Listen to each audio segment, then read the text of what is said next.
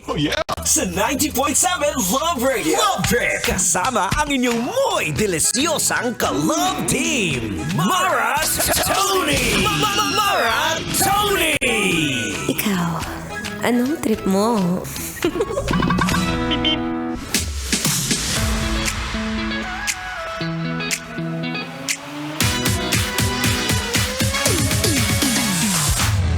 Tama ka na dyan, ate, kuya, kute.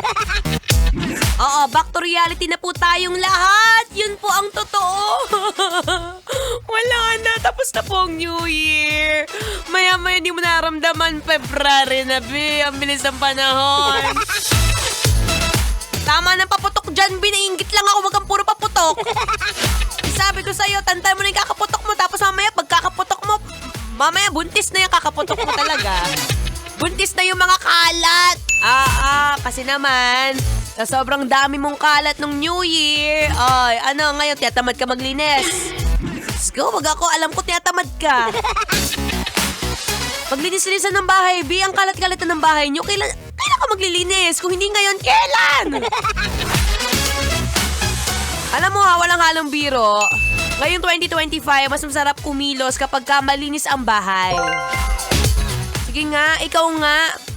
Sige, nasa tapat ka ng computer mo, nagkatrabaho ka. Tapos may makikita ka, ayun, may katabi kang daga at ipis. Masaya ka ba?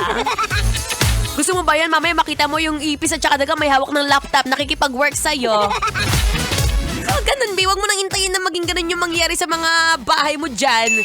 Siyempre, lalo na ngayong 2025, mas maganda pag malinis. Walang kalat, walang dumi, walang bahid ng kung ano man. Ako tuloy naalala ko kahapon. Since ang tagal ko rin nawala sa natagal ko rin nawala sa dorm.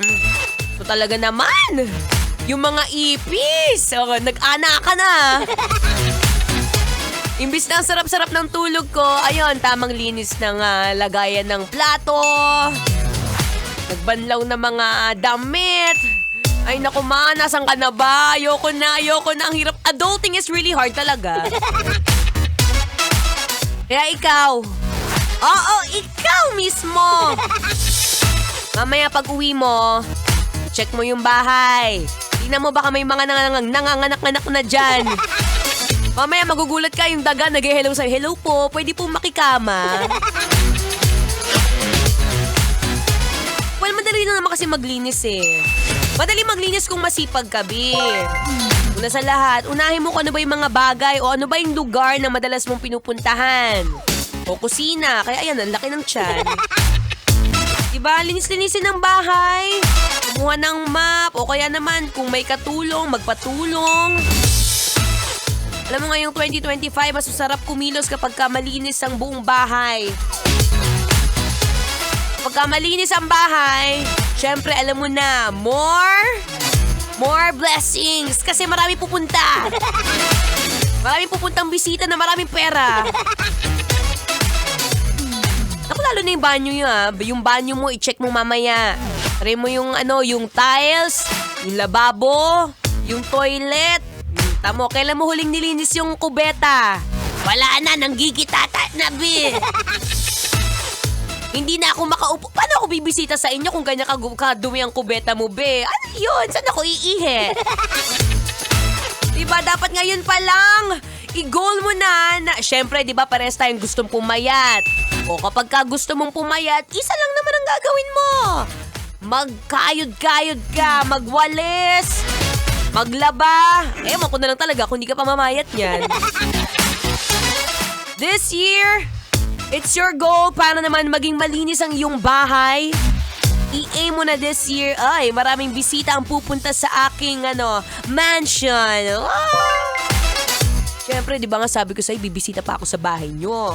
Dapat ngayon pa lang, malinis na yan, ha? Uy, mamaya susurprising kita, hindi mo alam. Okay, it's time. It's time para maglilis-lilis. At mamaya tutulungan pa kita ng ibang tips and tricks kung paano ba tuloy-tuloy malinis ang bahay.